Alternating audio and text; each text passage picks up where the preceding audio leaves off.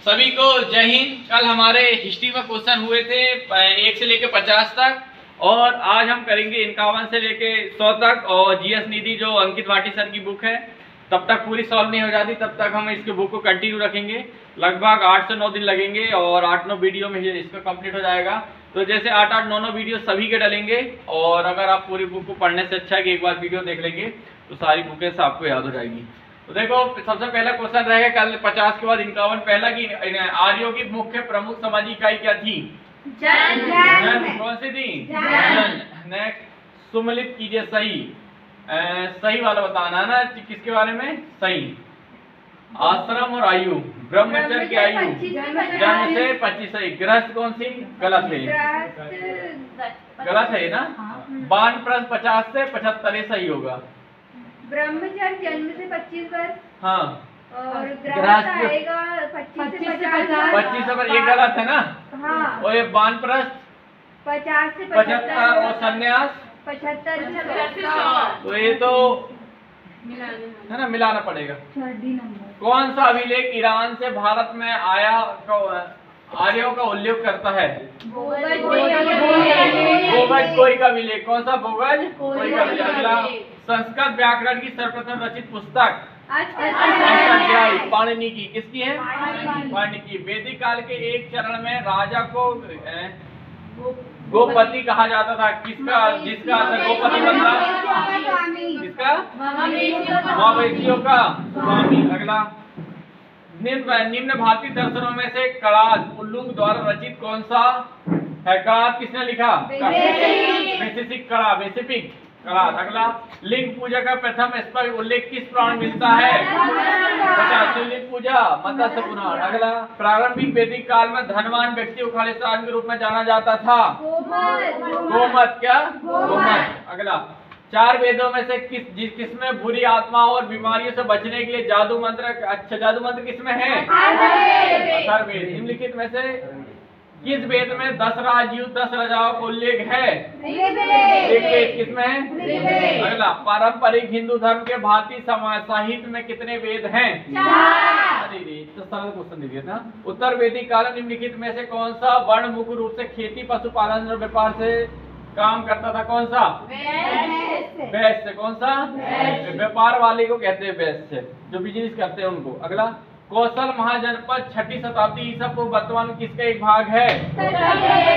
कौन सा? उत्तर प्रदेश। अगला, बज्जी महाजनपद की राजधानी वैशाली। कौन सी? वैशाली। अगला, मगध महाजनपद खालिस्तान नदियों से घिरा हुआ था।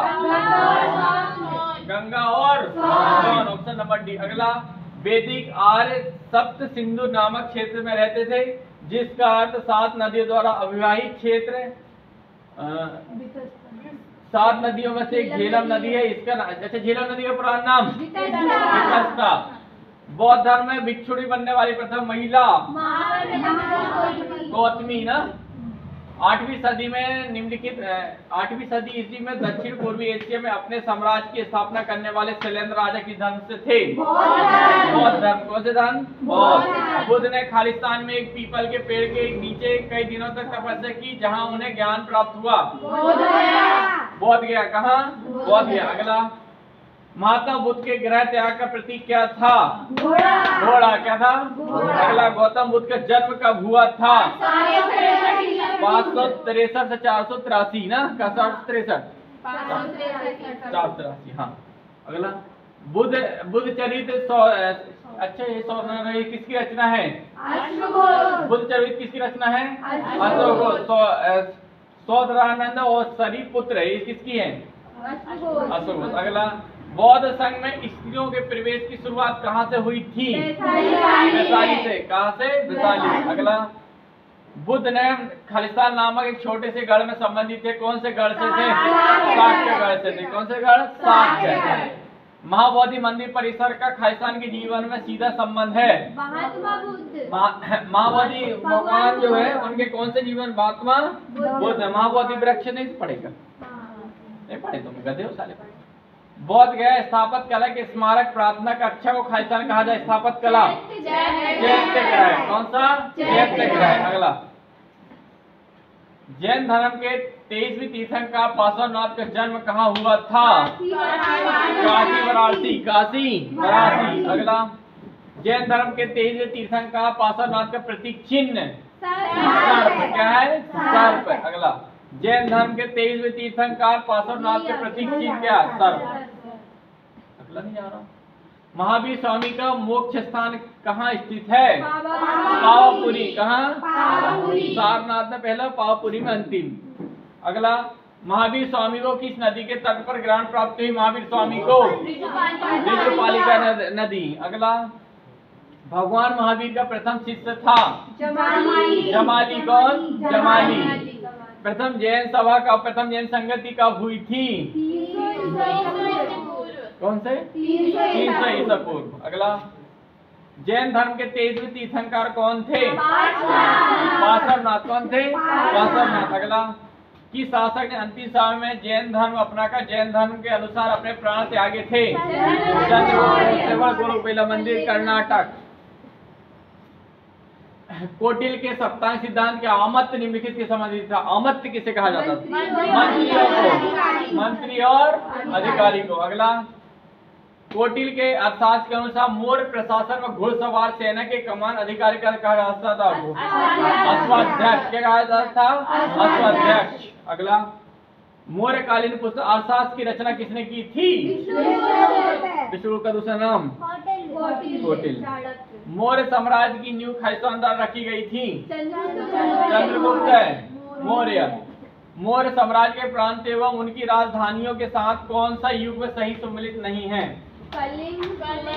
हाँ, ये सही है। उत्तरापद तक्षशिला सही है, अवंती राष्ट्र उज्जैनी सही है, और दक्षिणापद सुवर्णगर्णी। कलिंग सुवर्णगर्णी गलत है, ये देखो दोनों जगह पे दे दिया ना, तो कलिंग गलत है। अगला, कोटिल की शासक के प्रधानमंत्री थे? चंद्रगुप्त मौर्य। सिकंदर के हमले के समय उत्तर भारत पर निम्नलिखित राजवंशों में से किस एक का शासक था?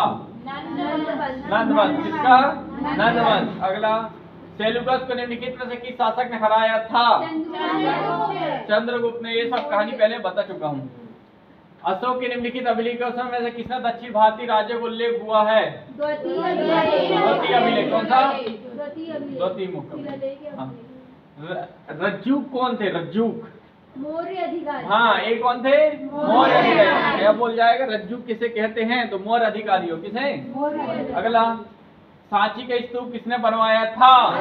अशोक। किसने? अशोक। अगला, मौर्य काल में युक्त नामक अधिकारी किससे में संबंधित थे? राजस्व वसूली। राजस्व किससे? राजस्व वसूली से। अगला, अशोक के निम्नलिखित अभिलेखों से किसकी लिपि खरोष्टी है? शाहबाजी की। अगला, अशोक का रुमेनेदेई अभिलेख किससे संबंधित है? बुद्ध के जन्म से। बुद्ध के जन्म से। अगला, अशोक के किस अभिलेख में सांप्रदायिक सौंदर्य एवं धार्मिक समन्वय की बात की गई है? कौन सा अभिलेख में? मारवा अभिलेख। कौन सा? मारवा। अगला, किसके शासन काल में मेगास्टेज भारत आया था? चंद्रगुप्त मौर्य। तो 100 तक क्वेश्चन कंप्लीट। अब कल हो गए थे 50 तक, अब 100 तक कंप्लीट। तो कल कर देंगे इन 151 तक। ठीक है, तब तक के लिए जय हिंद।